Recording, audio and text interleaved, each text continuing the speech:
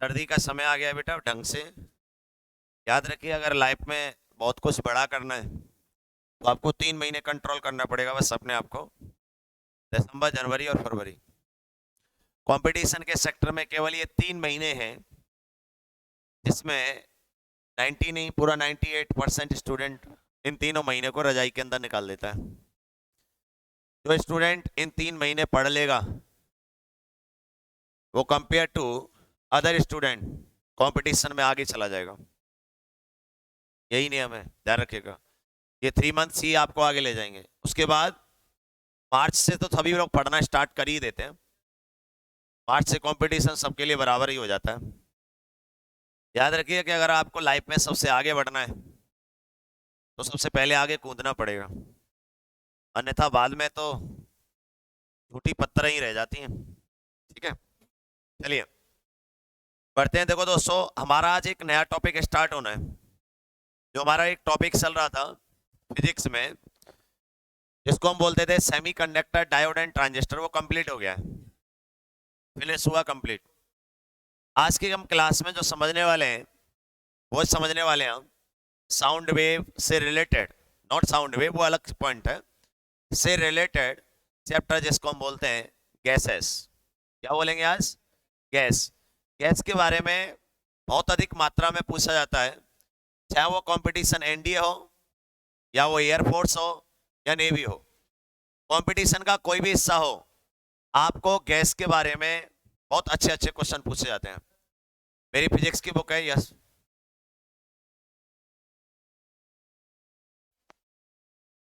Okay करा देंगे। लाओ फिजिक्स की बुक निकालिएगा। मेरी एक फिजिक्स की बुक है, उसमें आपको एक बहुत ही स्टैंडर्ड चीज दे रखी है, उसको आपको समझ लेना चाहिए तो बेटर रहेगा आपके लिए, अदरवाइज मैं कराने ही वाला हूँ।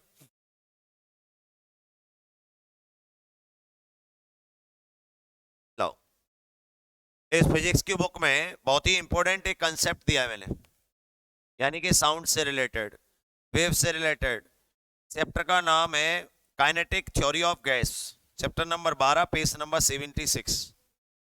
पेज नंबर 76 पर आप देखेंगे तो गैसों के बारे में मैंने आपको बहुत कुछ बता रखा है, जिससे related kinetic theory of gas, जिससे रिलेटेड सीपी सीवी वगैरह ये सब चीजें मैंने थर्मोडायनेमिक्स में कवर करा दी। तो मैंने आपको बोला था कि इससे केवल आइडियल गैस को नहीं पढ़ रहे हैं हम, याद होगा आपको थर्मोडायनेमिक्स वाला।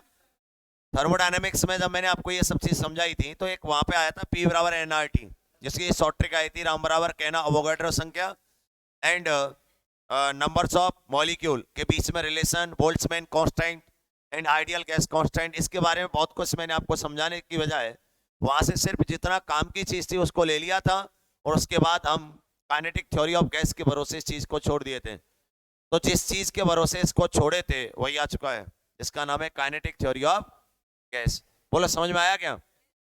तो मैं अभी आपको जो समझा रहा हूँ, ऑफलाइन क्लासों में जो हमारा जो चल रहा था कंसेप्ट, वो कंसेप्ट था किसी भी थर्मोडायनेमिक्स के लिए किसी गैस की टेम्परेचर, वॉल्यूम एंड उसके हीट प्रोसेस को समझना, ताकि आइडियल गैस और गैसों के बारे में समझना।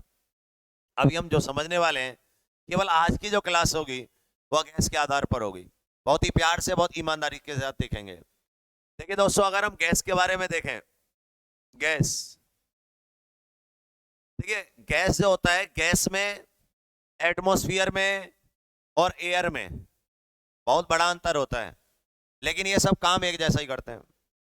बात को समझने का प्रयत्न करना, मैं दूसरी बात को कह रहा हूं, उसको समझना बहुत जरूरी है। जैसे कि आप में, मुझ में, बेंचों में, अदर इंस्ट्रूमेंटों में, सब में बहुत अंतर है, लेकिन रहते एक ही हॉल के अंदर है। एग्जैक्ट उसी तरीके से कोई भी आइडियल गैस है, एयर है या फिर एटमॉस्फेयर है, इन सब में बहुत अंतर होता है, लेकिन काम सब एक जैसा ही करते हैं। इसके बारे में जानने के लिए हमें एक वैज्ञानिक का मतलब हेल्प मिली, जिसको बोलते हैं अवोगाड्रो के नाम से भी जानते हैं। तो इस तरीके से हमने, एक और आया था वैज्ञानिक और थे, एक लाप्लास। कौन थे? लाप्लास। लाप्लास के अकॉर्डिंग भी हम जानते हैं। एक और आए थे वांडरवाल्स वैज्ञानिक, तो इन्होंने भी इन चीजों को एक्सप्लेन किया। यानी ये वैज्ञानिक अन्य वैज्ञानिकों की तुलना में मेरे लिए अधिक श्रेष्ठ रहे, उसका कारण है क्योंकि जितने भी वैज्ञानिक हुए जिन्होंने जो जो चीजें बताई उसमें बहुत क्लियरिटी थी। थोड़ी देर में मेरी बात समझ में आएगी आपको, इसलिए ध्यान से सुनते रहें। उन सब में क्लियरिटी थी। जैसे कि अगर हम बात करें वैज्ञानिक ओम की, तो उन्होंने केवल ओम के नियम को अगर हम देखें, एक्सपेंशन करें उसका, तो हमें एक चीज क्लियर दिखाई देती है कि उन्होंने रेजिस्टेंस को ही एक्सप्लेन किया था और उससे का कोई किसी भी चीज से रिलेशन नहीं था। लेकिन वांडरवाल्स वैज्ञानिक के बारे में देखें तो उन्होंने एक ऐसी गैस के बारे में समझाया जो आइडियल गैस से कंपेयर बहुत ज्यादा रियल कंडीशन में दिखाई देने लगी। यानी देखने में सभी चीजें एक जैसी थी, पर उन्होंने अपने नियमों और शर्तों के आधार पर उनको डिफरेंस दिखाया कि इनमें भी डिफरेंस है, बेशक ये काम एक जैसा करती हो। तो यानी ये हमारा जो इंटरेस्टिंग पॉइंट है, ये हम आज की क्लास में समझने वाले हैं। अब क्लास स्टार्ट होती है आपकी, थोड़ा ध्यान से समझिएगा। गैस के बारे में समझें तो गैस की एक खासियत होती है कि गैस जिस बर्तन में भरी जाएगी उस बर्तन का वॉल्यूम घेर लेगी। किसी में भी भर दीजिए आप, 1 किलो गैस अगर आप डाल रहे हैं 2 किलो के सिलेंडर में डालो तो उसका वॉल्यूम 2 किलो यानी 2 लीटर में आ जाएगा। अगर आप उसे 10 लीटर या 15 लीटर के में डाल रहे हैं तो 15 लीटर। अगर किसी भी चीज का वॉल्यूम फिक्स नहीं हो, इसका मतलब वो डायनामिक कंडीशन में है, जहां डालोगे वहां उसी हिसाब से वो वॉल्यूम को एडजस्ट करेगा। इसीलिए किसी भी गैस का वॉल्यूम जो होता है वो नॉट डिफाइन होता है, और नॉट डिफाइन का सटीक आंसर इनफाइनाइट है। मेरे पास एक क्वेश्चन आया, ध्यान दीजिएगा, इंडियन एयरफोर्स का एक क्वेश्चन है। क्वेश्चन ये दिया था कि किसी गैस के लिए, बहुत ध्यान से समझिएगा, किसी गैस के लिए वॉल्यूम बराबर question mark, find the volume for any gas. Option A define होता है, परिभाषित define, B option not define, C option infinite, D option zero. मेरे पास ये 4 ऑप्शन दिए, ये लाजवाब ऑप्शन है, ये कोई तुक्के से ऑप्शन नहीं रखे गए। पहला क्वेश्चन है, कोई भी चीज डिफाइन तब होती है जब वो आज भी फिक्स हो, कल भी फिक्स हो और हमेशा वहीं की वहीं रहे, तो उसे बोलेंगे हम डिफाइन। जैसे कि मैं आपसे बोलूं कि अगर किसी क्वेश्चन का आंसर x + 2 बराबर 3 आ रहा है तो x का मान 1 है, ये आज भी 1 रहेगा, कल भी 1 रहेगा, परसों भी 1 रहेगा, लाइफ टाइम 1 रहेगा, इसलिए दिस इज डिफाइन। लेकिन मैंने अगर आपसे बोल दिया x > 1, अब गड़बड़ हो गया, क्योंकि x की जगह 2 रख सकते हो, 3 रख सकते हो, 4 रख सकते हो, ये अब एक इनफाइनाइट सीरीज की हो जा रहा है, तो इसीलिए डिफाइन तो नहीं होगा। क्योंकि अगर हम किसी भी गैस को किसी भी बर्तन में भर रहे हैं तो वो जब जिस बर्तन में भरोगे उसका वॉल्यूम एडजस्ट कर लेगी, प्रॉब्लम होगी, इसलिए डिफाइन ऑप्शन नहीं है। नॉट डिफाइन, नॉट डिफाइन चीजें वे होती हैं जो गलत हुआ करते हैं, याद रखिए, जो गलत होते हैं वो नॉट डिफाइन होते हैं। अगर इसका आंसर डिफाइन है तो इसका आंसर नॉट डिफाइन नहीं है, इसका आंसर है एक >1 यानी 1 to इनफाइनाइट, इसका आंसर है 1 to इनफाइनाइट, ना कि नॉट डिफाइन, इसलिए नॉट डिफाइन ऑप्शन हट जाएगा। अब बात करें infinite is the right answer, यानी किसी भी गैस का वॉल्यूम होता है इन्फिनिटी, याद रखिएगा। क्यों? क्योंकि अगर हम गैस को इस कमरे में छोड़ दें तो इस कमरे का एडजस्ट करेगा, और उसी गैस को अगर हम किसी भी पूरे ब्रह्मांड में छोड़ दें तो पूरे ब्रह्मांड के एरिया को कवर करेगा, धीरे धीरे कभी ना कभी बढ़ता ही चला जाएगा, और ब्रह्मांड का एरिया इनफाइनाइट है। तो ओवरऑल अभी मेरी बात का अस्तित्व समझने में आपको प्रॉब्लम होगी, क्योंकि ये कितना महत्वपूर्ण है ये आपको जानकारी होनी चाहिए, क्योंकि इसमें सटीक आंसर बी और सी है। क्वेश्चन हुआ करना हमारे लिए बड़ा टफ हो जाता है दोस्तों, जिस क्वेश्चन के सटीक 2 एक जैसे आंसर दिख जाए। यही कारण है कि ऑफलाइन से बच्चों के सिलेक्शन होने का, क्योंकि यहां पर हम आपको ये बता पाते हैं क्योंकि बी आंसर क्यों नहीं है और सी आंसर क्यों है, ये चीज क्लियर करना बहुत जरूरी है। एक्चुअली बी आंसर इसलिए नहीं है क्योंकि नॉट डिफाइन उन क्वेश्चनों के आंसर होते हैं जो क्वेश्चन ही एग्जिस्ट नहीं करते, क्वेश्चन ही नहीं हो, उनके नॉट डिफाइन होते हैं। जैसे कि मेरे पास एक क्वेश्चन आ जाए, मैं अलजेब्रा का यूज करके आपको एक्सप्लेन कर रहा हूं, x - 1 / x - 1 बराबर क्वेश्चन मार्क बराबर बताना है क्वेश्चन मार्क इफ x = 1, इसकी वैल्यू बतानी है, x की वैल्यू पुट कर दीजिए। तो जैसे ही हम पुट करेंगे तो 1 - 1 0, 1 - 1 0, ये क्वेश्चन ही गलत है, x = 1 पे ये डिसकंटिन्यू है, इसीलिए इस क्वेश्चन का आंसर नॉट डिफाइन है। समझ में आया क्या? तो मैं आपको ये समझा पा रहा हूं, नॉट डिफाइन उन क्वेश्चनों का आंसर होता है जो क्वेश्चन ही गलत होते हैं, ध्यान रखिएगा, बात समझ के रखिएगा, कैलकुलस को छोड़ के, क्योंकि कैलकुलस में नॉट डिफाइन इनफाइनाइट इनका खेल ही अलग हो जाता है। यहां से आपको इस चीज को ध्यान रखेंगे कि इसकी वैल्यू क्या आएगी, इनफाइनाइट। इंपॉर्टेंट क्वेश्चन था, तब से, जब से क्लास स्टार्ट हुई है, तब से अब तक मैं इसी क्वेश्चन के इर्द गिर्द ही बात कर रहा था, आपको सुनाई देना चाहिए था, यही मेरा टारगेट था, क्योंकि ये इंपॉर्टेंट चीज है, फालतू की चीज नहीं करनी है। आए हुए एग्जामों से ही हमारा कोई भी चैप्टर स्टार्ट होता है, अब हमारे यहाँ से शुरुआत होती है, इसको आप जानकारी रखिएगा। किसी गैस के लिए याद रखें, किसी गैस के लिए, किसी गैस के लिए अगर हम बात करें, एनटीपी की बात करेंगे सबसे पहले। एनटीपी का मतलब होता है normal temperature pressure. What is this? Normal temperature pressure. Normal temperature pressure जो होता है वो अलग अलग सिस्टम में अलग अलग होता है बेटा। जैसे मैंने आपको बात किया कि एनटीपी की वैल्यू बताइए कमरे के अंदर, तो अलग होगी, समुद्र के ऊपर खड़े हो जाओ तो अलग होगी, लेकिन जब कुछ नहीं दिया गया हो तो हम एटमॉस्फेयर का निकालते हैं। कुछ करेक्टर वैल्यू क्वेश्चन, इनको याद रखना है। इसका जो टेम्परेचर होता है अप्रोक्स 52 डिग्री सेंटीग्रेड होता है, लिखा दिया शायद मैंने, एक ही चीज है ना वो, बताना या लिखाना। तो अप्रोक्स टेम्परेचर कितना होता है? 52 डिग्री सेंटीग्रेड होता है। बात करें प्रेशर की, तो प्रेशर 1 atm होता है। क्या होता है? 1 atm, 1 एटमॉस्फेयर, जिसकी वैल्यू होती है 1.01 cross 10 to the power 5 newton per metre square. या फिर हम 10 टू द पावर 5 को लिख सकते हैं बार। क्या लिख सकते हैं? बार, 1.01 बार। अरे जाना तो, या हम इसे लिख सकते हैं 76 सेंटीमीटर हाइट ऑफ HG। अरे जाना तो, कुछ थोड़ा बहुत नहीं, अगर नहीं पता हो तो ये सब पढ़ाया जाता है। कहाँ पढ़ाया जाता है बताओ? यानी यूनिट एंड डायमेंशन के साथ साथ गैसेस में पढ़ा, गैसेस में आपके माने प्रेशर एंड में, प्रेशर में पढ़ाया जाएगा, प्रेशर एंड फ्लूइड वाले चैप्टर में आपको ये सब चीज समझाई जाती है। अब हम बात करेंगे, ये तो हो गया नॉर्मल टेम्परेचर और प्रेशर। अब बात करें वॉल्यूम की, तो वॉल्यूम कितना होता है? इनफाइनाइट। तो ये फिक्स वैल्यू है जो आपको याद रखनी किसी भी गैस के लिए। ही तो क्वेश्चन था, किसी गैस के लिए वॉल्यूम है।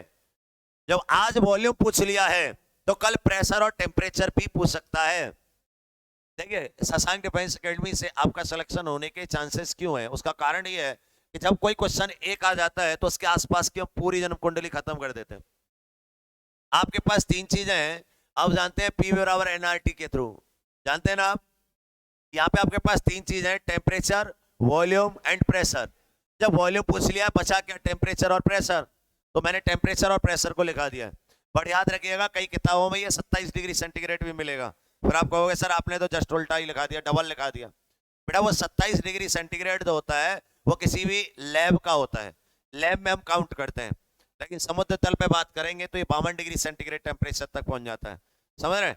तो ये प्रैक्टिकली चीजें हैं जो आपके सामने है। चलो, एक तो ये आपको गैस के लिए याद रखना है कि किसी भी गैस के लिए क्या है, किसी भी गैस के लिए भी यही है, किसी भी गैस के साथ साथ आपसे एटमॉस्फेयर की बात करें तो भी यही है, वायुमंडल की बात करेंगे तो भी यही है ना, या फिर हम एयर के लिए बात करेंगे तो भी यही है। क्योंकि ये बात मैंने क्लास के स्टार्टिंग में आज सबसे पहले बताई, गैस, एयर, एटमॉस्फेयर, इन तीनों में सेम जैसा काम होता है, इस बात को जानकारी रखिएगा।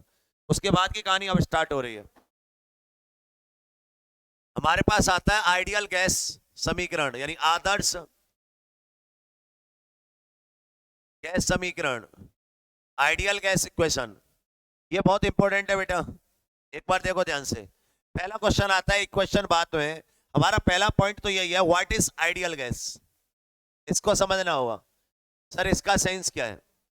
देखो, आइडियल गैस के बारे में देखें तो ये सिर्फ एक कल्पना है, और यदि हम ऐसी गैस बनाने में सक्षम हो गए तो हमारे पास जितनी भी इलेक्ट्रिसिटी की कमी है, एनर्जी की कमी है, सब खत्म हो जाएगी एक झटके में। अब हमें फिर कुछ भी नहीं करना पड़ेगा। तो आइडियल गैस के बारे में समझते हैं। देखो दोस्तों, आप कंपटीशन की तैयारी कर रहे हैं, ना कि बोर्ड की। आपको सीधे फैक्ट की बात लिखनी चाहिए, उसके बाद तुरंत आगे बढ़ जाना चाहिए। क्वेश्चन आता है what is ideal gas. Ideal gas उस गैस को कहते हैं, वैज्ञानिकों ने जब बताया था कि जिस गैस को जिससे बना है उनका कोई अस्तित्व नहीं है। दोबारा से सुनेंगे, आइडियल गैस वो गैस है जो जिससे बनी है उसका कोई अस्तित्व नहीं है। यानी कहने का मतलब है कि ऐसा हो सकता है हम माँ बाप से मिलकर बने हैं, माँ बाप का कोई अस्तित्व है क्या? वे है कि नहीं है? ये आइडियल गैस कहती है उनका कोई अस्तित्व नहीं है, यानी उनका इस जीवन में हमने देखा ही नहीं, वो होते ही नहीं, ये आइडियल गैस कहती है। पहली एक फालतू की बात हो गई। दूसरा बात कि आइडियल गैस जिन मॉलिक्यूल से मिलकर बनी होती है वो वॉल्यूम ही नहीं रखते। वॉल्यूम नहीं रखते, वॉल्यूम मतलब आयतन नहीं रखते, लेकिन मास इनफाइनाइट रखते हैं। सोचने वाली बात है। जब मास इनफिनिटी रख रहे हैं, वॉल्यूम रख नहीं रहे, डेंसिटी तो नॉट डिफाइन हो जाएगी। ऐसी चीजों को बताते हैं, जैसे कि मैं आपसे बात करूं कि अगर पानी किसी बर्तन में भरोगे तो पानी छोटे छोटे मॉलिक्यूल H2O से मिलकर बना है, हाइड्रोजन और ऑक्सीजन से। हाइड्रोजन और ऑक्सीजन अपने आप में मास एंड वॉल्यूम रखते हैं कि नहीं रखते हैं? जब मास और वॉल्यूम रखते हैं, लेकिन आइडियल गैस ये कहती है पानी तो वजन रखता है, लेकिन पानी जिनसे मिलकर बना है उनमें वजन नहीं है, उनका वॉल्यूम नहीं है, वजन की जगह वॉल्यूम लेना चाहिए। यानी आइडियल गैस जिन मॉलिक्यूल से मिलकर बनी होती है, अब आपकी किताबी लैंग्वेज आ रही है, आइडियल गैस जिन मॉलिक्यूल से मिलकर बनी होती है, उन मॉलिक्यूल को अगर हम ध्यान दें तो उन मॉलिक्यूल का वॉल्यूम 0 होता है।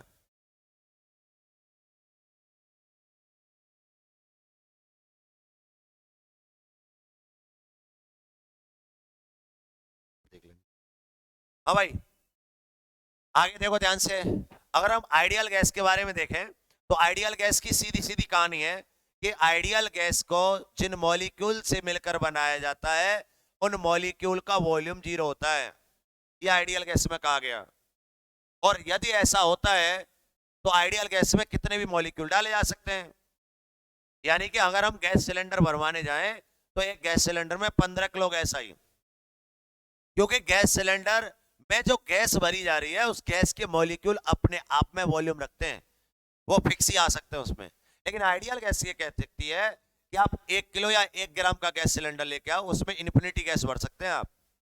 ये आइडियल गैस हो गई। दूसरी कहानी सुनो। आइडियल गैस का एक भी मॉलिक्यूल जो वॉल्यूम नहीं रखता उसका मास इन्फिनिटी होता है। ये आइडियल गैस की कहानी चल रही है। यानी आइडियल गैस का वॉल्यूम, वॉल्यूम किसका? मॉलिक्यूल यानी कि अणुओं का।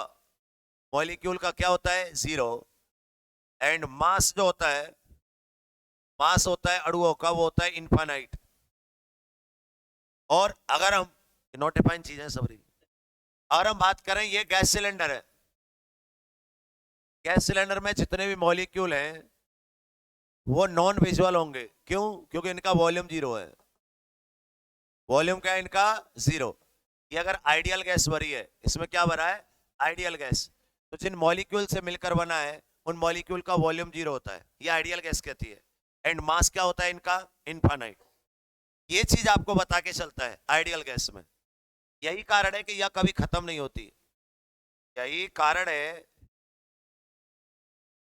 कि यह कभी भी समाप्त नहीं होगी, कभी भी समाप्त नहीं होगी, समाप्त नहीं होगी।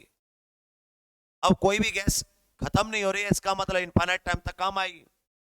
तो इसका मतलब ये कार्नोट इंजन में यूज की जाएगी।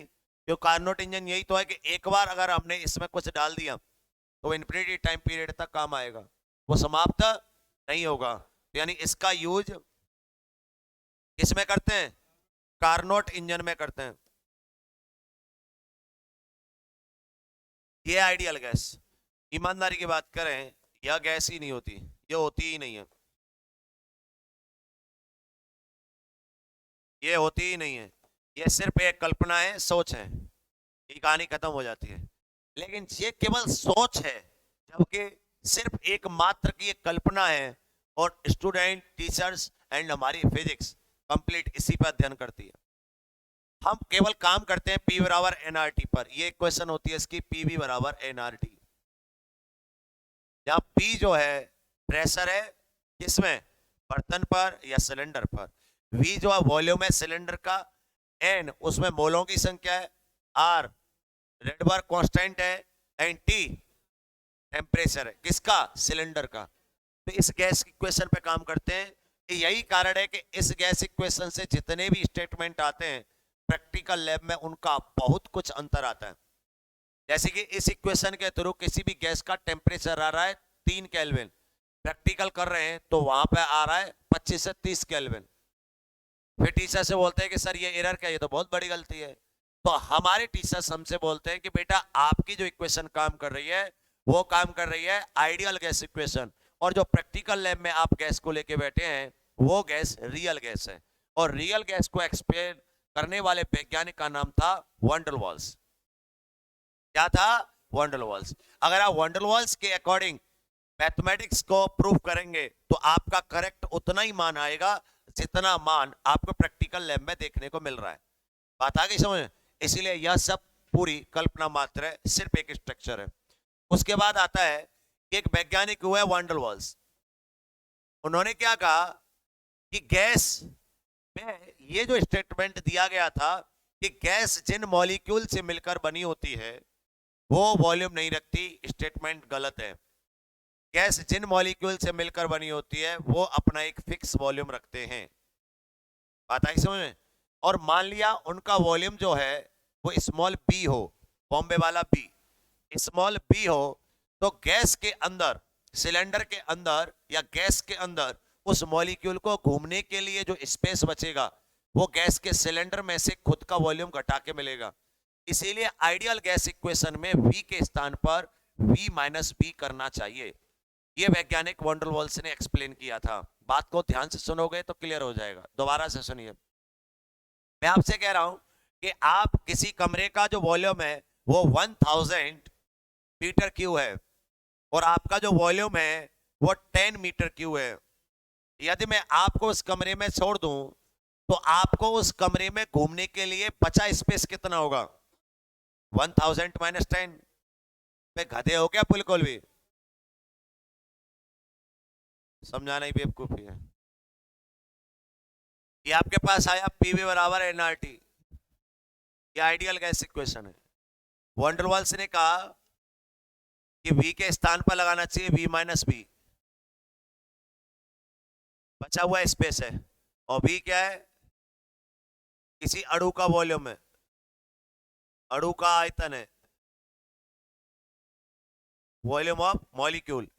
बात करें प्रेशर की तो कोई भी चीज है, जैसे ये कमरा है, कमरे में प्रेशर है और स्टूडेंट बढ़ाते जाए तो प्रेशर बढ़ेगा घटेगा? बढ़ेगा। प्रेशर बढ़ता जाएगा तो मॉलिक्यूल अपना एक फिक्स प्रेशर बनाता है और प्रेशर बढ़ जाएगा। कितना बढ़ेगा? A/V² के बराबर। कैलकुलेशन से निकाला था।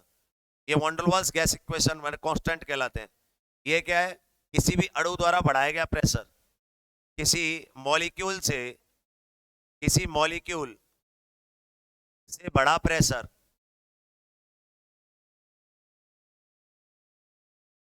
Increase pressure by other molecule.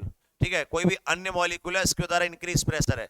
अगर आप इसको चेंज कर देंगे तो आपके पास ये गैस इक्वेशन जो आ जाएगी वो आ जाएगी P+A/V²,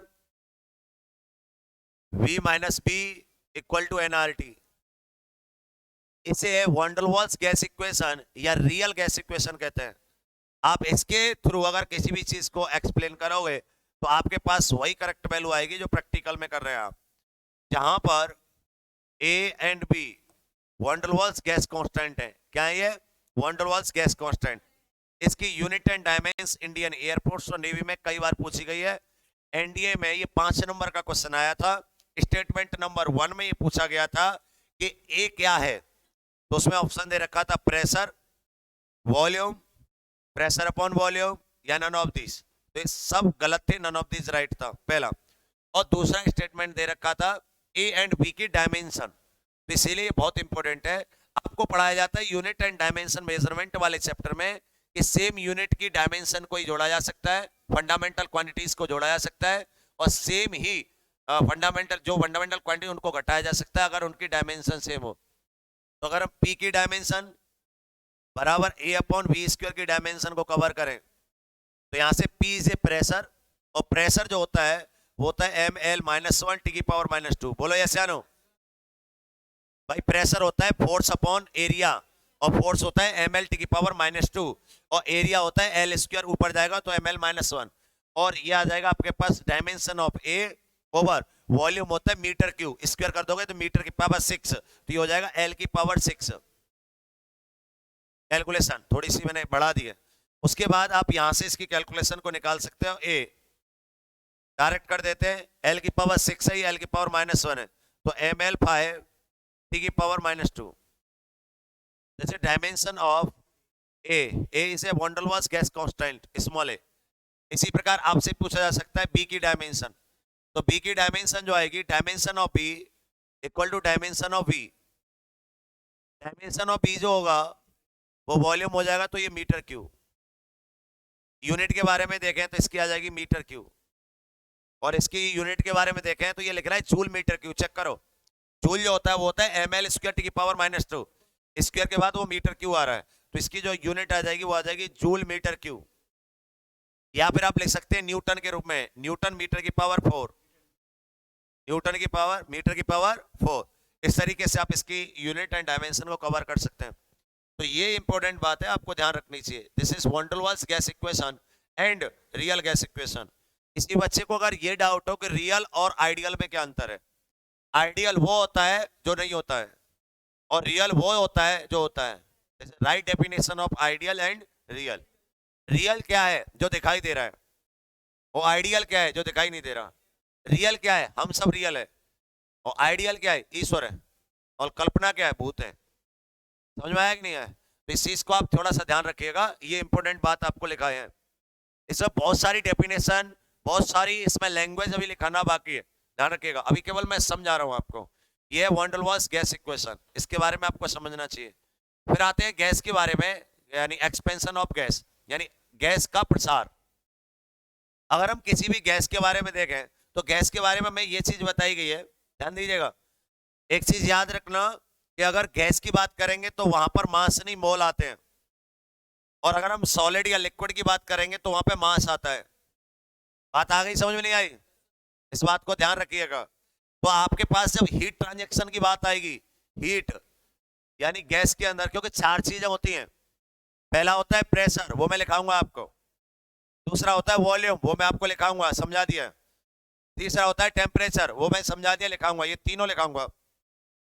चौथे पे आ जाता है हीट, यानी हीट ऑफ गैस। तो आपने 2 फॉर्मूले पढ़े होंगे।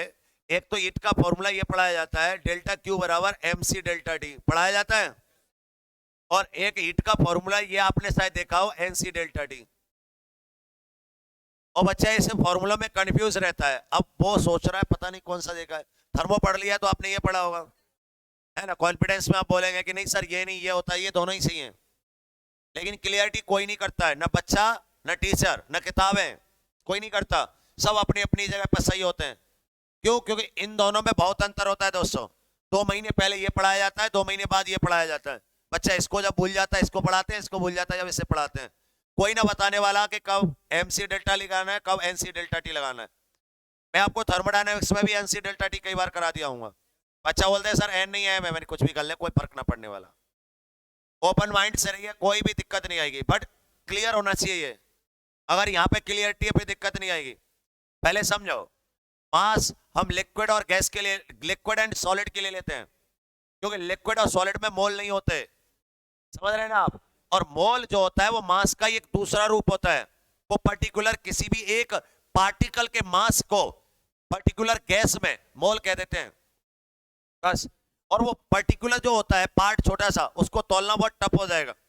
इस वजह से जैसे कि सोना तोलने जाओगे तो ग्राम में तोलोगे या तोले में तोलोगे, राइट। और भुस तोलने जाओगे तो कुंटल में या केजी में। बात समझ में आई? या मन में तोलोगे। अगर आप भुस तोलने गए, बात से जो कह दो भैया 2 ग्राम चाहिए, या 2 तोले भुस दे दे, 2 तोले, क्या कहेगा वो? जो तो हुआ, जो पागल बना रहा है, जो कह रहा तोले दवा साहब बोसो, हंसेगा कि नहीं हंसेगा? और हो सकता है ज्यादा हंस के तुम्हें भी हंसाने लग जाए, ये भी हो सकता है। और यहाँ पे सुनार की दुकान पे चले जाओ, जो भैया कैरपा कुंटल है क्या, जो गोल्ड चाहिए, जो कैरपा कुंटल दवा है, वो नीचे तो ऊपर तक देखेगा, जो पूरा नीचे तो ऊपर लोकल कपड़े तला दो है, और जो पूछ रहा कैरपा कुंटल है वो जो कहेगा भैया कुंटल बाद में बताऊंगा, तू बाहर न करियो, क्योंकि वो भैया बढ़िया लोग होते हैं, लड़ते लोग नहीं है। बाहर निकाल के वो गेट लगा दो, पुलिस को फोन कर दे, जो डकैत आ गए। तो यानी तरीका होता है सब चीज का। तो उसी प्रकार आपके पास गैसों में और लिक्विड और उन सब चीजों में तरीका है। मैं कोई लिखाने वाला नहीं हूं, समझा के छोड़ने वाला हूं, इंपॉर्टेंट चीज है। ये किसके लिए यूज करते हैं हम? ये लिक्विड के लिए यूज करेंगे या सॉलिड के लिए यूज करेंगे? बोला समझ में आया कि नहीं? कोई भी लिक्विड हो या सॉलिड हो। और ये किसके लिए यूज करेंगे हम? ये गैस के लिए यूज करते हैं, याद रखिएगा, ये इंपॉर्टेंट बात है। तो इसीलिए कभी भी स्पेसिफिक हीट आता है फॉर गैस, स्पेसिफिक हीट है ये C फॉर गैस, तो ये होता है delta Q over delta T, delta T into N। तो इसका जो यूनिट होता है वो होता है जूल पर मोल केल्विन। पढ़ा है कि नहीं पढ़ा है? जूल पर मोल केल्विन। लेकिन यहां पर हम इसी C को देखें तो ये होता है डेल्टा Q बटे M इंटू डेल्टा T। इसका जो यूनिट होता है वो होता है जूल पर केजी केल्विन। तो स्टूडेंट मैंने आंखों से लड़ते हुए देखे, जो केजी ना है, जो केल्विन, केजी नहीं है, मोल है, मोल नहीं है, केजी है। वो भाई किताबें लेके लड़ रहा हो, वो भाई किताबें लेके लड़ रहा है, दोनों का धन्य अलग अलग चैप्टर निकाल रखे हैं। उसने गैस में लड़ रहा है और वो थर्मोडायनेमिक्स में काम कर रहा है। ये थर्मोडायनेमिक्स में काम करेगा। थर्मोडायनेमिक्स में गैस के बारे में थोड़ा सा डिस्कशन किया जाता है बस, जो मैंने किया था, अन्यथा गैस को छोड़ दिया जाता है वहां पे। क्यों गैस में करने लग गए, कंफ्यूजन से स्टार्ट। बात समझ रहे हो कि नहीं? वहां पे गैस नहीं होती, वहां भाप होती है, भाप पानी की। और पानी की भाप को गैस नहीं कहते, पानी होता है, वो रूप है उसका अलग। समझ रहे हो कि नहीं? पानी अगर गैस होता ना तो याद रखिए आपके जितने भी इंजन है ना वो पानी से चलते। वो पानी तो पानी ही रहता है, वो बस उसकी स्ट्रक्चर बदल रही है, इसीलिए उसको आप गैस में काउंट नहीं कर सकते। अगर एक आध के माइंड में बेकार को क्वेश्चन आ रहा है तो गुरु जी भाप में तो आपने MC डेल्टा T लगाए हो और भाप एक गैस है, तो जूता पहन रखो, मैं ध्यान रखियो भाप अगर गैस बताया तो। समझ में आया कि नहीं है? हाँ, तो ये छोटी सी कहानी है जो मैंने आपको लिए क्लियर कर दी है, ध्यान रखोगे। ये किसके लिए यूज करते हैं? गैस के लिए। और ये लिक्विड और सॉलिड के लिए, लिक्विड और सॉलिड के लिए MC डेल्टा T, और गैस के लिए ये चैप्टर आपको उतना ही पढ़ाया जाता है जितना थर्मो से बच जाता है। समझ में आया कि नहीं? अदरवाइज ये सब पूरा चैप्टर थर्मोडायनेमिक्स में काफी हद तक कवर होता है। मेन चीजों को हम कवर कर रहे हैं। ये वाली कहानी यहां से जितनी भी आगे सुनाई थी वो थर्मोडायनेमिक्स में आपको कराई थी। अब ये वाली कहानी बच गई थी, वो मैं अभी करा रहा हूं। बोला समझ में आया? अब हमारे पास क्वेश्चन आता है, ये स्मॉल एन है क्या चीज? ये कहलाता है नंबर्स ऑफ मोल। होता क्या ये होता है numbers of molecule upon Avogadro number. बोलो जानोगे ना? यानी मॉलिक्यूल की संख्या अपॉन अवोगाड्रो नंबर। ये अवोगाड्रो क्या है? वो पर्टिकुलर किसी एक मॉलिक्यूल के मास को डिफाइन करने के लिए यूज किया जाता है। पर्टिकुलर किसी एक मॉलिक्यूल के मास को डिफाइन करने के लिए, ध्यान रखिएगा। तो ये बहुत इंपॉर्टेंट होती है। अवोगाड्रो वैज्ञानिक का नाम है जिन्होंने एक पर्टिकुलर किसी भी मॉलिक्यूल के मास को डिफाइन करने के लिए जिस एक कांस्टेंट का यूज किया था जिससे कि उसकी वैल्यू करेक्ट आ गई थी, उस वैल्यू को अपने ही नाम से अवोगाड्रो नंबर दे दिया था। एक सिंपल सी कहानी दी है। वैल्यू कितनी होती है? 10 टू द पावर 23। बस इतना याद करो, इसके अलावा कोई जरूरत नहीं है किसी भी चीज की, ठीक है? तो हमेशा पावर को हमेशा काउंट रखा करो। चलो, ये एक छोटी मोटी बातें चल रही हैं जो आपके लिए इंपॉर्टेंट है। अब क्वेश्चन आता है, आइडियल गैस इक्वेशन कितने रूपों में पाई जाती है? आइडियल गैस इक्वेशन जो पाई जाती है वो रूप होते हैं उसके दो। एक होती है ideal gas constant capital R के रूप में, और एक होती है बोल्ट्जमैन कांस्टेंट K के रूप में। बात आई समझ में ना आई? एक तो होती है ideal gas constant capital R के रूप में, और एक होती है Boltzmann gas constant capital K के रूप में। अरे समझ गए कि नहीं? इसी प्रकार हमने आइडियल गैस को दो पार्टों में बांट दिया। गैस को नहीं, कैसे भाई? नहीं तो गैस को कैसे बांट दोगे? इक्वेशन को हमारे पास आया PV बराबर nRT, राइट? जहां हम अगर स्मॉल n की वैल्यू देखें तो स्मॉल n बराबर होता है n upon Na, n upon, और जो R की जो वैल्यू है, जो R बराबर होता है K इंटू Na। अगर भूल जाओ तो ये बहुत इंपॉर्टेंट है। बोल्ट्जमैन गैस कांस्टेंट K और ideal gas constant capital R के बीच में रिलेशन। तो इसकी एक ट्रिक है ये, इसको तो आप लिख सकते हैं राम, और इसको लिख सकते हैं KNA को काना। क्या लिख सकते हैं इसे? तो राम बराबर काना। इसकी एक शॉर्ट ट्रिक है अगर आप भूल जाओ तो। जब मैं जैसे ही इसको लिखूंगा तो मेरे पास आ जाएगा PV। अब आप सोच रहे होंगे सर आपने थर्मो में करा दिया है। मैंने आपको बोला ना थर्मो से जो बच गया वो कराना है, लेकिन यही थोड़ी कि डायरेक्ट स्टार्ट कर दो, जहां से शुरुआत होगी वहीं से खत्म करके यहाँ तक पढ़ा दिया, यहाँ से आगे और पढ़ाना है। P बराबर स्मॉल n की जगह क्या कराना है? n अपॉन Na इंटू, और R की जगह क्या कराना है? KNA into T। बोला समझ में आया?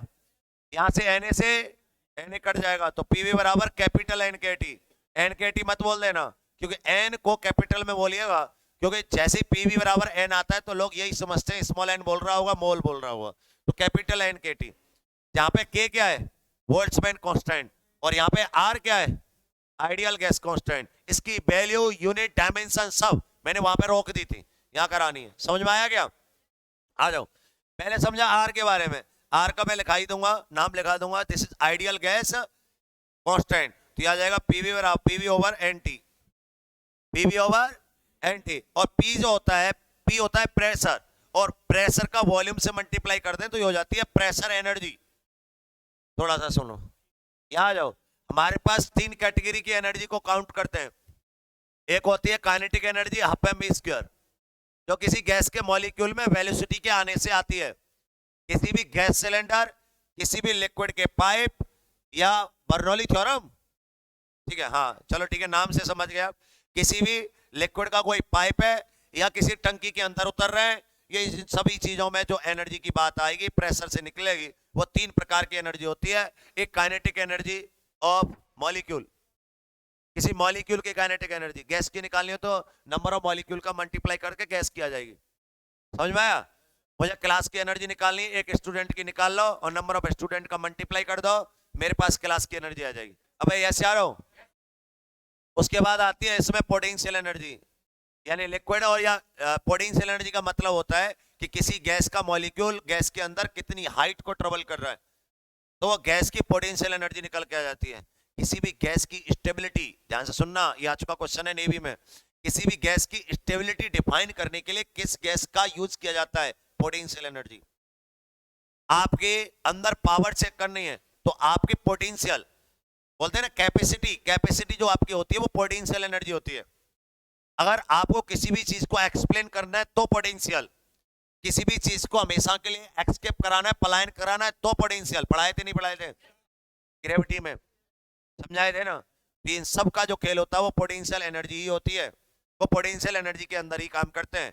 याद रखना, पोटेंशियल एनर्जी सर्वोपरि होती है, इससे बड़ा कुछ नहीं होता, ध्यान रखिएगा। पोटेंशियल पावर को दिखाती है, पोटेंशियल व्यक्ति के काम करने की रेट को बताती है, तो यानी काम करने का रेट को ही तो पावर बोलते हैं, जूल पर सेकेंड। क्या जाओ, ये दो एनर्जी सब बच्चा जानता है। एक एनर्जी और होती है जिसको हम बोलते हैं प्रेशर एनर्जी, पीवी। ये तीन एनर्जी होती हैं किसी गैस में। बंदा बोलने लग जाए अभी आपसे, यानी किसी भी गैस सिलेंडर के अंदर टोटल एनर्जी बताइए, तो आपको बोलेगा option A potential and kinetic, option B potential, kinetic and pressure, option C only potential, option D only kinetic. तो right option is Mumbai. Potential energy होती है, काइनेटिक एनर्जी होती है एंड प्रेशर एनर्जी होती है। प्रेशर एनर्जी बहुत powerful होती है। चलो इसको तो आप जानते हैं, इसको मुझे प्रूव करना है, दिस इज एनर्जी। ये मुझे प्रूव करना है क्या यह एनर्जी है। हमने तो पहली बार देखा पीवी एनर्जी होता है, तो सुन लो कोई बात नहीं, होता है। मैं आपको यूनिट से प्रूव कर सकता हूँ, किसी भी कंडीशन से प्रूव करा लीजिए, किसी भी कंडीशन से, तो सबसे बेस्ट ऑप्शन है इसकी यूनिट जूल निकाल दो आप, तो मान लेंगे कि एनर्जी है। बोले ऐसे आनो, जो प्रेशर होता है वो होता है force upon area into volume. बोले ऐसे आनो। अब जो प्रेशर है और फोर्स हो जाएगा वो होता है न्यूटन, और ये हो जाएगा मीटर स्क्वायर, और ये हो जाएगा मीटर क्यूब। बोले ऐसे आनो, यूनिट लिख रहा हूं तो इससे ये कट जाएगा और ये आ जाएगा न्यूटन मीटर, और न्यूटन मीटर क्या होता है, जूल। बोले ऐसे आनो। अब क्वेश्चन आता है, ये ऑलवेज पॉजिटिव होती है, ये ऑलवेज नेगेटिव होती है, फिर ये कैसी होती है पीवी, पीवी कैसी होती है भाई गधे? ये वर्क है, और वर्क पॉजिटिव भी हो सकता है और नेगेटिव भी हो सकता है, नहीं है क्या? ये पॉजिटिव और नेगेटिव दोनों हो सकती है। इसके बारे में समझें तो ये पॉजिटिव होती है, और इसके बारे में समझें तो ये नेगेटिव होती है, और ये पॉजिटिव और नेगेटिव दोनों होती है। अब क्वेश्चन उठता है कि सर सिलेक्शन के चांसेस कैसे हैं? ये जो आप लिख रहे हैं वो होगी नहीं, जीरो कोई भी चीज है तो वो है ही नहीं। हम वर्क डन नहीं पढ़ रहे हैं, हम पढ़ रहे हैं एनर्जी किसी गैस में कौन कौन सी है, समझ रहे हैं ना आप? तो कौन कौन सी है, वो पॉजिटिव है कि नेगेटिव है, जीरो तो है ही नहीं, ठीक है।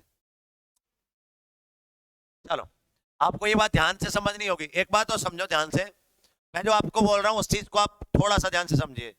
मैं आपसे ये कहना चाह रहा हूं कि अगर आप इस तरीके से पढ़ोगे ना, तो आप जो बोलते हैं ना टेबल नंबर 5 का, वो यही तरीका है, डायरेक्ट सीधे सीधे माइंड में एंट्री किसी भी कंसेप्ट की।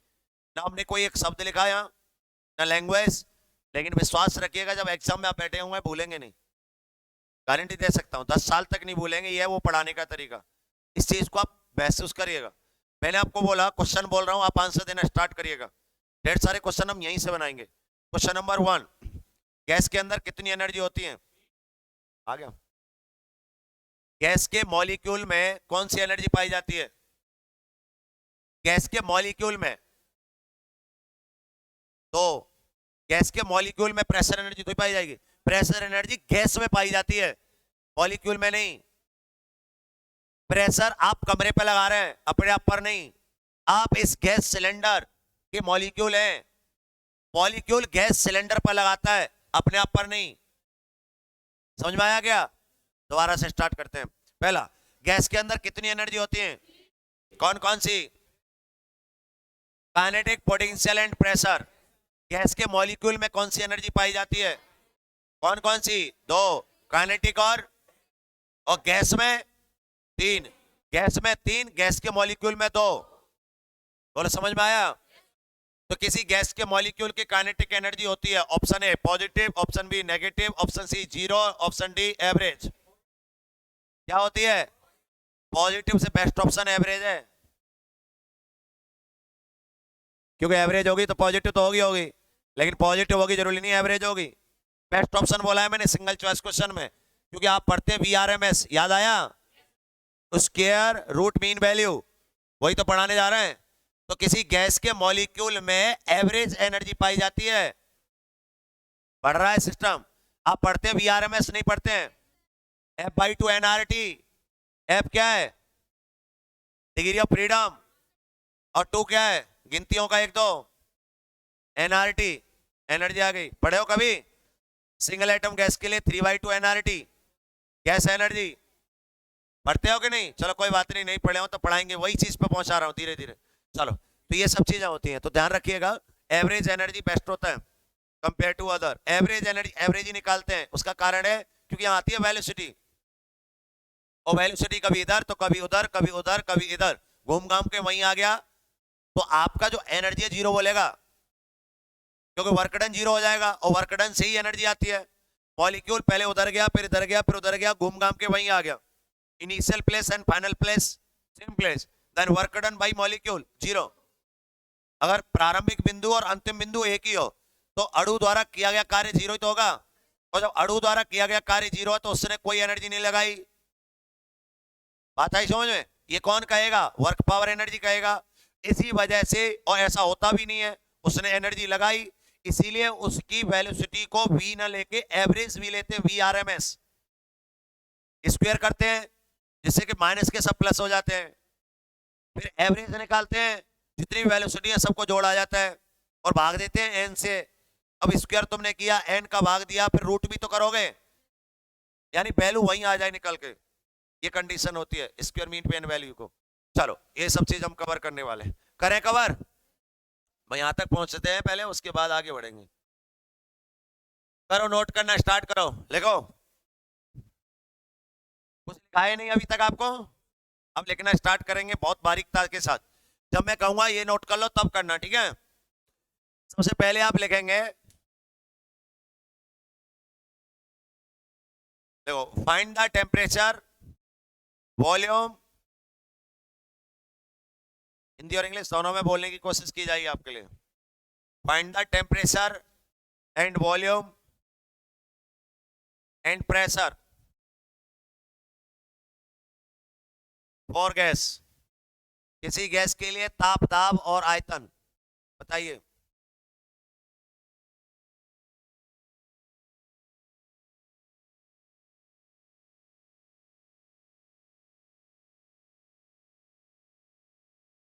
इसको 27 कर लो तो ही बेटर रहेगा।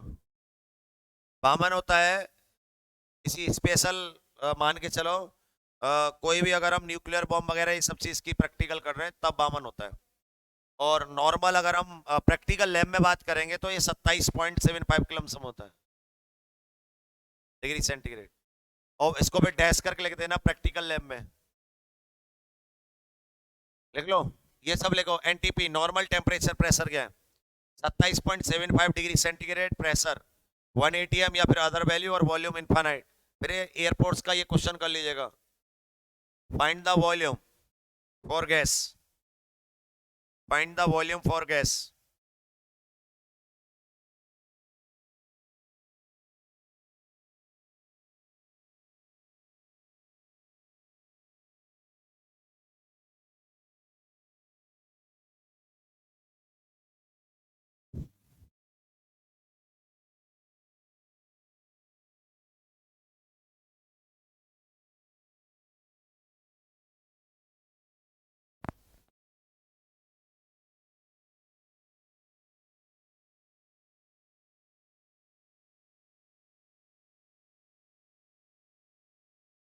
ये हो गया, ये क्वेश्चन हो गया, दोनों कवर करूं।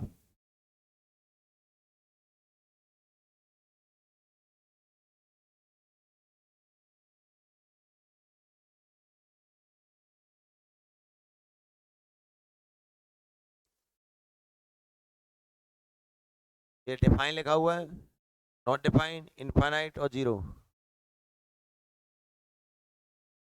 आपका डाउट नहीं होना चाहिए कि नॉट डिफाइन क्यों नहीं है। 5 मिनट बोला हूं मैं यहाँ पे, कई एग्जाम्पल भी दिए हैं समझाने के लिए आपको।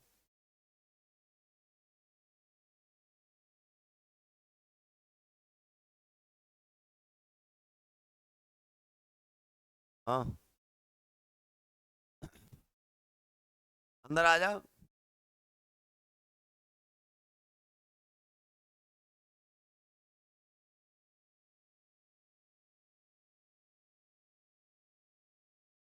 मुझे दिख गया था तुम, टाइम से आया करो। एक और कहाँ है, एक और कहाँ है?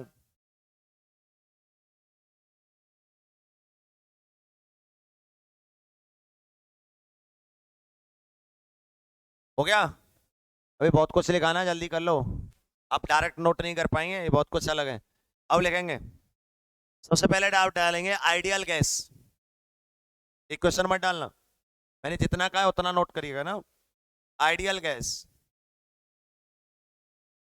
देखो, अकॉर्डिंग टू दिस गैस, इस गैस के अनुसार,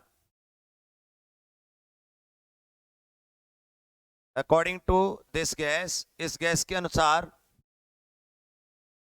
और फालतू की रामायण लिखने से बेटर है आप ऐसे टेस्ट करो, एक बार में सटीक। इस गैस के अंदर जो मॉलिक्यूल होते हैं उनका वॉल्यूम जीरो होता है, ये तो लिख रहा है, volume of gas molecule zero, mass of gas molecule infinite.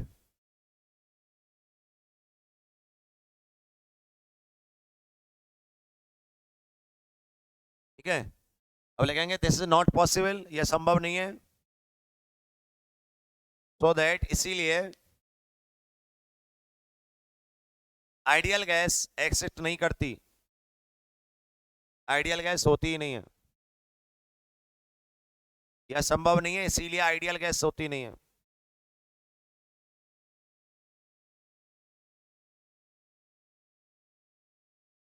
यहां तक हो गया क्लियर? ठीक है, तो ये समझाया था मैंने आपको, अगर आप चाहें तो लिख सकते हैं कि यही कारण है कि यह कभी भी समाप्त नहीं होगी। क्यों नहीं होगी? क्योंकि जो मॉलिक्यूल इसमें आप डाल रहे हैं उसका वॉल्यूम ही नहीं है। यानी कहने का मतलब ये है, ये कहना चाहते हैं कि मान के चलिए कि आप किसी भी बर्तन में अनाज भर रहे हैं, तो अनाज एक फिक्स ही तो आएगा, कि भरते ही चले जाओगे? फिक्स क्यों आ रहा है? क्योंकि अनाज के दाने का वॉल्यूम है। मैं कह रहा हूँ अनाज के दाने का वॉल्यूम जीरो है, अब कितना भी डाल दो उसमें तो नहीं है समझ। बाबा की डोलची हो जाएगी, जब बाबा की डोलची में गंगा समाए गई पूरी, नहीं समाए गई? वो बाबा, अरे वही तो, अब आगे वो सांप पे आपसे लटके रहते का है। हाँ, नोट कर लो ऐसे। अब आप डालिएगा पी, मतलब आइडियल गैस इक्वेशन, नई हेडिंग, इसको नोट करने के बाद नई हेडिंग डालेंगे आइडियल गैस इक्वेशन, और आइडियल गैस इक्वेशन में डालेंगे पी बराबर एनआरटी।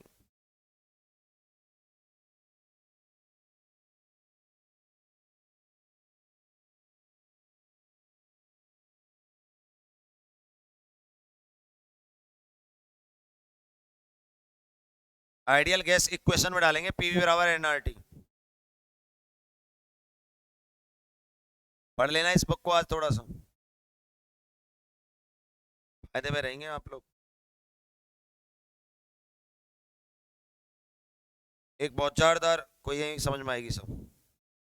इसमें बहुत ही इंटरेस्टिंग फॉर्मूला दे रखा है, मेयर फॉर्मूला, एक नए रूल से दे रखा है। मैंने मेयर को नए रूल से बनाया था। यहां तक आ गया आप? अब डाल दीजिएगा आइडियल गैस इक्वेशन पी बराबर एनआरटी।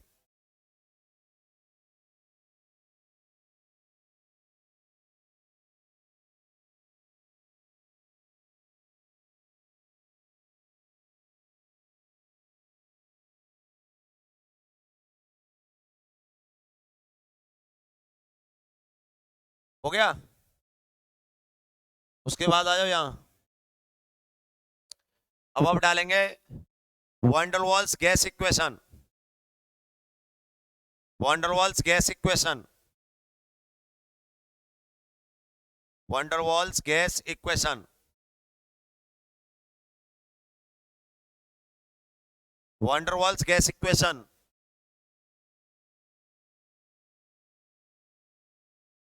अब आप ये केवल इतना लिखकर कम से कम नहीं तो मान के चलिए 18 से 19 लाइनों को खत्म कर दिया एक झटके में। एनसीईआरटी की पढ़ोगे तो एनसीईआरटी में 18 से 19 लाइन दे रखी है इस बात को समझाने के लिए। क्या दे रखा है कि आइडियल गैस में ये माना गया था कि गैस जिन मॉलिक्यूल से मिलकर बनी होती है उस गैस के मॉलिक्यूल में वॉल्यूम नहीं होता, लेकिन वैज्ञानिक वैन डर वाल्स ने यह स्पष्टीकरण में दे दिया था कि जिस गैस को आप जिन मॉलिक्यूल से बनाकर बनाते हो उस गैस के मॉलिक्यूल भी एक अपना फिक्स वॉल्यूम रखते हैं, और वो फिक्स वॉल्यूम रखने के साथ साथ वो अपने वॉल्यूम से बचे हुए वॉल्यूम में ही घूम सकते हैं। माना कि वो फिक्स वॉल्यूम स्मॉल p हो तो गैस सिलेंडर का वॉल्यूम v हो, तो उसको घूमने के लिए बचा वॉल्यूम v माइनस बी। अतः आइडियल गैस इक्वेशन में v के स्थान पर v माइनस बी आना चाहिए, पहला स्पष्टीकरण। इसी प्रकार दूसरा, गैस आइडियल गैस इक्वेशन में यह माना गया था कि गैस के मॉलिक्यूल जब वॉल्यूम ही नहीं रखते तो प्रेशर नहीं डालते होंगे गैस पर, लेकिन गैस के मॉलिक्यूल वॉल्यूम रखते हैं, और वॉल्यूम रखते हैं तो गैस सिलेंडर पर प्रेशर भी डालेंगे। इसलिए गैस के द्वारा गैस सिलेंडर पर डाले गए प्रेशर P की तुलना में कुछ और प्रेशर प्रैक्टिकल में देखने को मिलता है। जो एक्स्ट्रा प्रैक्टिकल में प्रेशर देखने को मिलता है उस प्रेशर को उस मॉलिक्यूल द्वारा गैस के सिलेंडर पर डाले गए प्रेशर के बराबर माना जाएगा। अतः यह मैथमेटिक्स टूल्स की हेल्प से निकाला जाता है कि गैस के मॉलिक्यूल द्वारा गैस के सिलेंडर पर डाला गया प्रेशर एक्स्ट्रा जो होता है उसकी value small a upon V square होती है, जहां स्मॉल a एक कांस्टेंट है और v गैस सिलेंडर का वॉल्यूम है। अतः आइडियल गैस इक्वेशन में p के स्थान पर p plus a upon V square होना चाहिए। अतः यह अगर कर दिया गया तो हमारे पास प्रैक्टिकल लैब में जितने भी हमारे पास प्रैक्टिकल में कमी आती है वो कभी दूर हो जाएगी और रियल गैसों में यह यूज किया जाएगा। इसलिए वैन डर वाल्स ने आइडियल गैस इक्वेशन P बराबर एनआरटी को P plus A upon V square V minus V equal to NRT में बदल दिया। बदलने वाले वैज्ञानिक जो थे वैन डर वाल्स थे, इसीलिए इस गैस इक्वेशन को van der Waals gas equation भी कहते हैं। ये van der Waals gas equation real गैसों के लिए वैलिड है, इसलिए इसे रियल गैस इक्वेशन का नाम भी दिया गया, जहां पर स्मॉल ए और स्मॉल बी कांस्टेंट हैं जो van der Waals gas constant के नाम से जाने जाते हैं।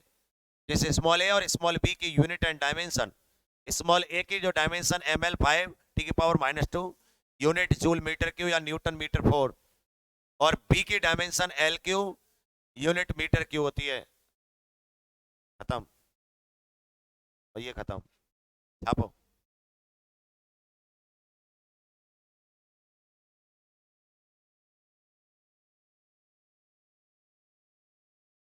आगे क्या है?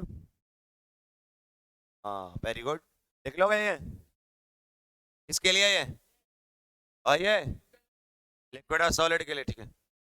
फिर ये आइडियल गैस को कन्वर्ट कर रखा है, यूनिट एंड डायमेंशन यूनिट लिख लोगे इसकी, नहीं लिख पाओगे तो हम यहाँ पे चल रहे थे, ये क्या यूनिट हो जाएगी? जूल पर मोल केल्विन, जूल पर मोल केल्विन। डायमेंशन कितनी हो जाएगी? ml² टी की power -2 theta inverse mole inverse. बोलो समझ में आया? केजी तो नहीं, हाँ सही है, क्लियर। अगर हम यहाँ पे के को देखें, के क्या है? Boltzmann constant. ये क्या होता है? PV over capital N T. Capital N की कोई डायमेंशन नहीं होती क्योंकि ये नंबर है। इसकी जो यूनिट हो जाएगी वो हो जाएगी जूल पर केल्विन, और जूल पर केल्विन को हम लिख सकते हैं ml² टी की पावर -2 थीटा पावर -1 की डायमेंशन हो जाएंगी। आइडियल गैस कांस्टेंट और Rydberg constant, not red constant. Rydberg थोड़ा सा अंतर होता है। आइडियल गैस इक्वेशन के जस्ट जो जितनी भी गैसें हमारे लिए यूज में आती हैं, जस्ट बार बार होती हैं उसके बिल्कुल पास, उसको रेडबर्ग ने काउंट कर लिया था। जैसे बोलते हैं ना बिल्कुल आइडियल जैसा है, बट आइडियल नहीं है, इसीलिए अंतर बहुत होता है इनका। आइडियल गैस कांस्टेंट 8.031 क्रॉस यही होता है, 8.30031 वैल्यू, और रेडबर्ग की बहुत वैल्यू होती है, अलग होती है। तो ये अलग अलग वैल्यू होती हैं और बहुत ही अंतर होता है इनमें, ठीक है। हाँ डायमेंशन से भी, डायमेंशन सेम रहेगी, वैल्यू अलग अलग रहेंगी। उसके बाद आप यहाँ पे नोट करेंगे ये वाली कैंडी, ये मत करना, ठीक है, ये मैं कराऊंगा कल, मुझे बता दीजिएगा, हेडिंग डाल के छोड़ दीजिएगा। हेडिंग कौन सी होगी? Energy of gas, energy of, ये डाल के छोड़ देना आप लोग, इसे हटा देता हूँ। ये वाला नोट कर लो आप यहाँ तक, यहाँ से कल का दिन और ले जाएगा ये ना, समझाने में टाइम लगता है कोई भी चैप्टर स्टार्ट होता है तो, कल सीधा पढ़ेंगे इसे डायरेक्ट। ठीक है दोस्तों, जय हिंद दोस्तों।